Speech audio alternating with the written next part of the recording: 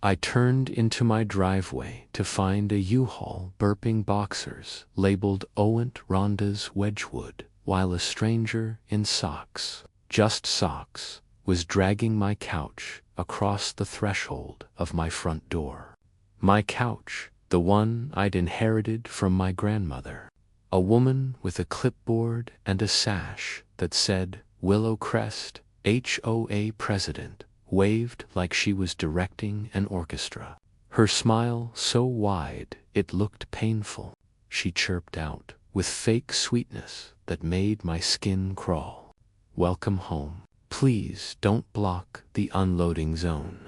I sat there for a moment, my brain trying to process what my eyes were seeing. This couldn't be real, but the U-Haul was real.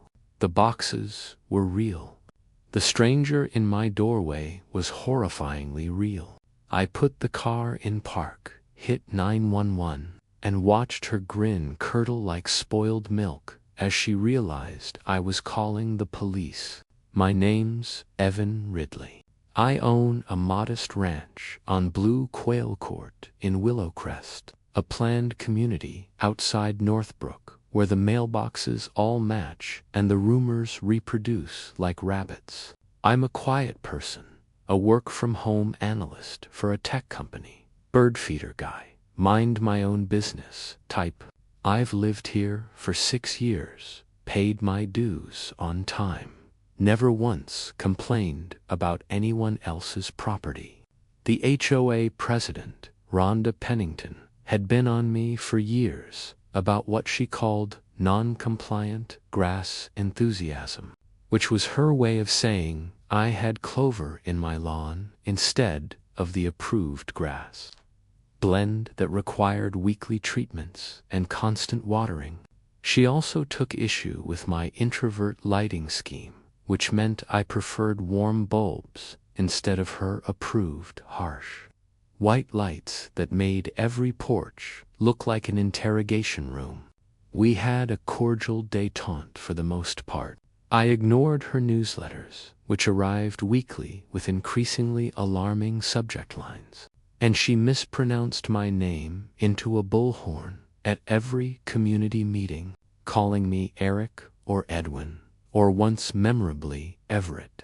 2 weeks before the U-Haul incident, Rhonda escalated things to a whole new level.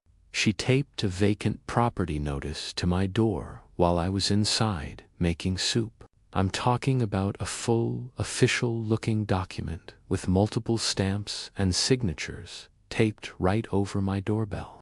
I waved at her through the window with my ladle still in hand, making direct eye contact. She pretended not to see me and scurried away like a startled squirrel, her sensible shoes clacking on my walkway.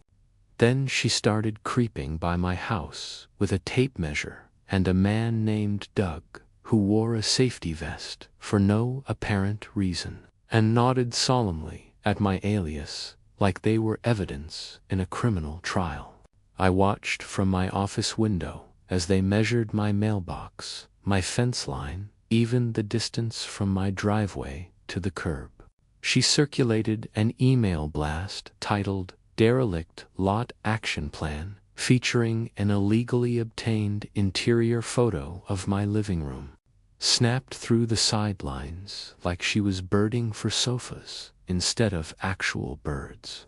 In the email, she described my home as showing signs of abandonment and neglect. My home, the one I vacuum every Sunday and dust every Wednesday. She claimed the interior photograph was necessary for community safety assessment. The photo clearly showed my cat, Mr. Whiskers, sitting on the couch, very much alive and judging her through the camera lens. Then I left town for a Friday to Sunday backpacking trip in the mountains. When I came back Monday afternoon, there was the U-Haul, a college-aged man named Trent calling me landlord with genuine confusion in his voice, and Rhonda announcing with the confidence of a dictator that her guest, a displaced member of the community, would be living in my spare room per HOA emergency occupancy policy. Spoiler alert, no such policy exists. I stood there with my hiking boots still muddy, my backpack on one shoulder, watching this woman orchestrate the theft of my home with the enthusiasm of someone planning a surprise party. My Ring camera footage showed the whole play-by-play like a crime documentary. Saturday morning at exactly 9:43 a.m., Rhonda buzzes up with a locksmith. She tells him in her most official-sounding voice, complete with hand gestures, that it's an HOA access for wellness check. The locksmith asks if she has authorization. She waves a folder at him that later turned out to contain nothing but blank paper and old HOA meeting minutes. They pop the door, step inside, and she leaves a printed notice of temporary guardianship of premises on my hall table, like she's repossessing my vibes and my furniture. The notice is on official-looking letterhead she clearly made herself. Then comes the best part. She does a full walkthrough of my house, opening closets, checking my pantry, even peeking into my medicine cabinet. She takes photos of everything with her phone. She then texts Trent what she calls a lease, which is really just a Word document with Times New Roman crimes against typography, listing rent as $0 pending board approval. The footer says, "Copyright 2023 Rhonda Pennington Enterprises." The footage shows her giggling as she measures windows for curtains she planned to install in my house. She tells the locksmith, who's standing there looking increasingly uncomfortable, that she's done this before and it's completely legal under community preservation statutes. Statutes that don't exist. When the first squad car arrived, Rhonda planted herself on my front lawn like a hydrangea and unfurled laminated bylaws with more tabs than a binder convention. She declared, with absolute certainty, abandonment. As acting custodian, I facilitated humanitarian occupancy. The officer blinked twice, clearly trying to process what he was hearing. I calmly played the Ring cam footage on my phone. On camera, Rhonda directing the locksmith, giggling as she measured 4 curtains, and telling Trent with a reassuring pad on his shoulder, "Don't worry. If Evan comes back early, we'll just call it houses hitting." The officer's eyebrows left town completely. The cops called the city code officer and a detective to the scene. More squad cars arrived. Neighbors started gathering on their lawns with their phones out, recording everything. Turns out HOA boards cannot perform wellness checks by keying into owner-occupied homes without actual evidence of emergency or abandonment. That's actually called burglary with branding. As the detective so eloquently put it while taking notes, the locksmith, a middle-aged guy named Gary, who clearly had been hired under false pretenses, started apologizing mid-sentence, his face turning red with embarrassment. He showed the officers the work order Rhonda had given him, which claimed the home had been abandoned for 6 months, and the HOA had legal authority to secure it. Lil months. I'd been gone for 2 days. The so-called lease had my parcel number, but my name spelled Even Ridley, which is not legally binding in any dimension of reality. It also listed the property as a rental unit when county records clearly showed it as owner-occupied. The detective took photos of everything. Trent, who by now realized he'd been scammed, voluntarily gave a statement saying Rhonda had told him the owner had moved out of state and the HOA was helping him find affordable housing in the neighborhood. She'd even shown him fake emails, supposedly from me approving the arrangement. The officers escorted Trent out, and he left in his socks, holding a box labeled miscellaneous charges, looking more confused than anyone I'd ever seen. He kept apologizing to me, saying he never would have agreed if he'd known. I actually felt sorry for the guy. They asked Rhonda for identification. She produced 3 lanyards and a business card that said President, Interim Vice President, Morale Committee. The detective asked in a flat voice, "Who authorized the entry into my home?" Rhonda pointed at the laminated bylaws with a shaking finger. The bylaws pointed at absolutely nothing. The detective informed her she was being detained for questioning regarding unlawful entry, criminal trespass, and attempted fraud. Her face went from smug confidence to pure panic in about 3 seconds flat. At an emergency HOA meeting in the clubhouse 2 days later, half the neighborhood showed up with folding chairs and popcorn like it was movie night. The room was packed beyond capacity. People were standing in the back, sitting on windowsills, craning their necks to see. The projector played the highlight reel for my ring cam on a 10FT screen. Rhonda telling the locksmith with complete seriousness and a straight face, "We're basically the government here." Then staging my throw pillows like she was selling the house to herself, fluffing them and stepping back to admire her work. Gasps echoed through the room. Nervous laughter rippled through the crowd. Someone in the back yelled out, "Check the sash for diplomatic immunity." The room erupted in laughter. Even some of the board members were struggling to keep straight faces.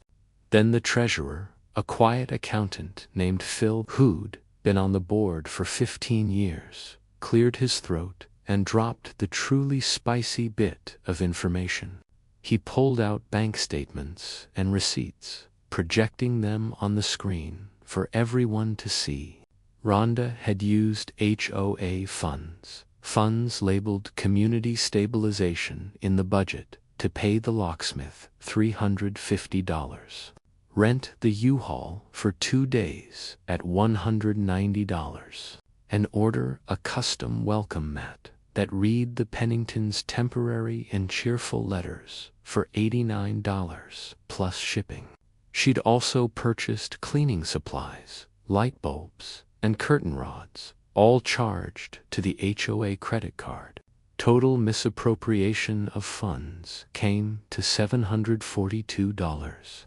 The board voted unanimously to remove her from the presidency effective immediately. The vote was 12-0, with Rhonda abstaining while shouting about persecution and conspiracy. Police officers who've been waiting outside were called in and served her right. There in the clubhouse with official notices for criminal trespass, unlawful entry, attempted fraud, and misuse of community funds. She tried one last desperate volley, standing up and shouting with red-faced indignation. I was preserving property values. The detective who had arrived to serve the paperwork deadpanned without missing a beat by moving into other people's property. The room fell silent except for a few stifled giggles. Rhonda grabbed her laminated bylaws and stormed out, her sash trailing behind her like a sad cape. A month later, the court proceedings concluded and hammered everything home with the force of an actual legal gavel. The courtroom was surprisingly full. Apparently, word had spread through the neighborhood, and people wanted to see how this ended. Rhonda showed up in a pantsuit with her lawyer, still carrying laminated documents. Her lawyer looked exhausted before the hearing even started. The judge, a nonsense woman in her 60s, listened to the prosecutor lay out the case. They played portions of the Ring camera footage in court. When Rhonda tried to interrupt, the judge cut her off with a look that could freeze lava. Rhonda received a 2-year protective order, keeping her 300 feet from my property at all times. She was ordered to pay full restitution for the locksmith, the damages to my door and locks, my legal fees, and the misappropriated HOA funds, which total just over $8,000. The judge sentenced her to 100 hours of community service and added, with what I detected as barely concealed amusement, that she would be inventorying the HOA storage unit she once called the War Room.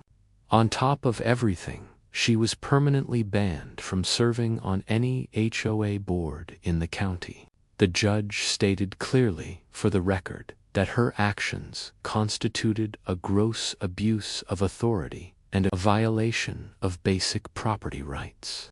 When the judge read the sentence, Rhonda's face went completely white, and she gripped the table in front of her so hard her knuckles turned white.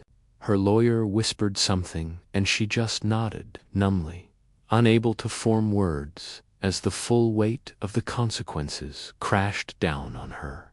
As she left the courtroom, she looked back at me once with an expression that was equal parts disbelief and rage, and I just gave her a small wave with the same hand I'd used to wave at her through my window while making soup.